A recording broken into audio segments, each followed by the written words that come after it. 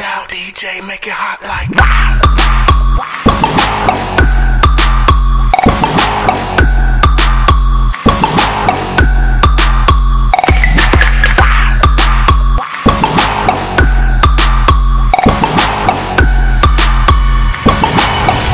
style DJ, make it hot like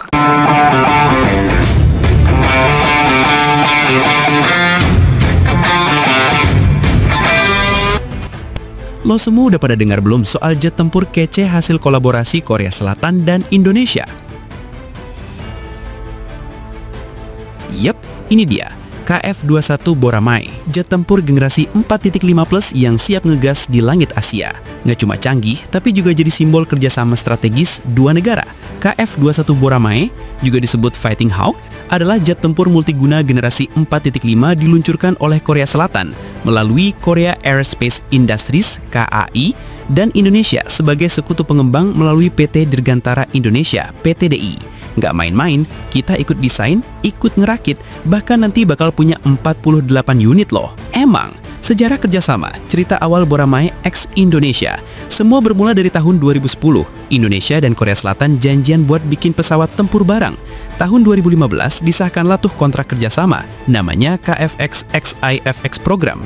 Indonesia awalnya setuju biayain 20% proyek dan dapat jatah teknologi, akses desain, sampai bisa ngebangun pabrik komponen sendiri lewat PT Dirgantara Indonesia. Keren kan? Tapi ya sempat ngadat juga karena ada tunggakan dana. Tapi akhirnya 2025 disepakati ulang. Indonesia tetap lanjut, cuma kontribusinya dikurangin jadi 600 miliar won. Sisanya bisa dibayar pakai komoditas kayak kopi dan sawit. Bener-bener jet barter style.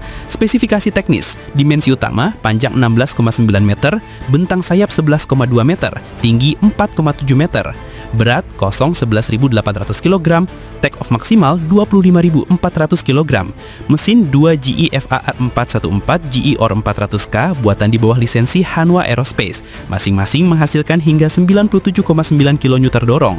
Performa, kecepatan maksimum maks 1,8 sampai 1,81 atau 2.200 km per jam. Jangkauan tempur sekitar 2.700 sampai 2.900 km, plafon operasi 16.700 meter.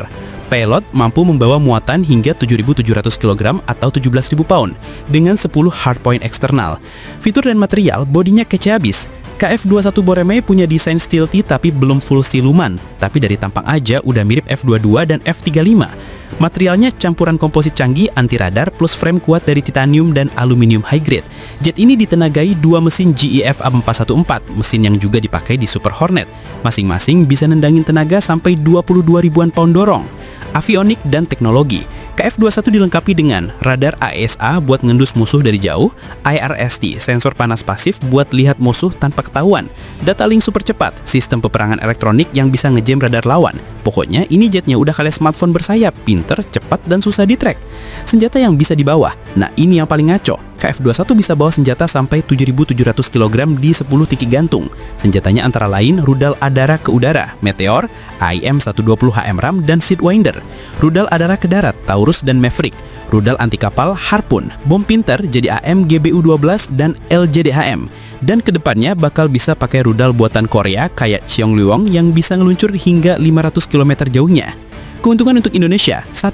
Transfer teknologi dan kapasitas lokal. Indonesia tetap memperoleh alih teknologi meskipun dalam porsi yang dikurangi, termasuk kemampuan merancang dan memproduksi bagian pesawat seperti sayap, ekor, bodi belakang, pilon atau sensor, serta menerima pelatihan final assembly, uji terbang, pemeliharaan avionik, air refueling, sampai sertifikasi IFX. Emang keren kan? Kelipatan pilot TNI AU dalam penerbangan uji 27 Juni 2025 oleh Kolonel Velol Rigonal merupakan simbol nyata penguatan kapabilitas dan SDM lokal dalam teknologi pertahanan. Kepemilikan pesawat dan modernisasi. Indonesia berencana memiliki 48 pesawat KF-21 yang diharapkan memperkuat kemampuan pertahanan udara modern TNI AU mulai akhir dekade ini. Jet ini akan melengkapi program pengadaan lain seperti Rafale, F-15ID, dan KA dari Turki, bukan pengganti, tapi pelengkap kapabilitas nasional. Kerjasama industri dan ekspor masa depan. Dengan keikutsertaan PTDI dalam produksi, Indonesia menjadi bagian dari rantai nilai global. KF-21 membuka peluang kerjasama lanjutan di bidang pertahanan seperti kapal, sistem pertahanan darat dan maritim bersama Korea Selatan. Kapan pesawat KF-21 KF21 akan tiba di Indonesia. Untuk Korea Selatan, produksi massal dimulai Juni 2024. Pesawat 20 unit batch 1 dikontrak Juni 2024, diserahkan mulai September 2026 hingga 2028. Kemudian batch 2 20 unit pada Juni 2025. Total 40 unit diterima dalam rentang tersebut. Untuk Indonesia, pengiriman dari 48 unit potensi diperkirakan paling cepat pada tahun 2028, tergantung kelancaran pembayaran dan jadwal produksi bersama. Jadi intinya KF21 Boramai ini bukan cuma pesawat biasa, tapi simbol persahabatan dan transfer teknologi nyata. Buat Indonesia, ini kayak tiket emas buat naikin kelas industri dirgantara lokal. Siap-siap ya, tahun 2028 langit Nusantara bakal makin keren karena ada suara Boramai yang ngedebuk di angkasa. Jangan lupa subscribe, like, dan komen mas bro. Peace out. Hobi Laki Channel. Tidak punya hobi, lu bukan laki.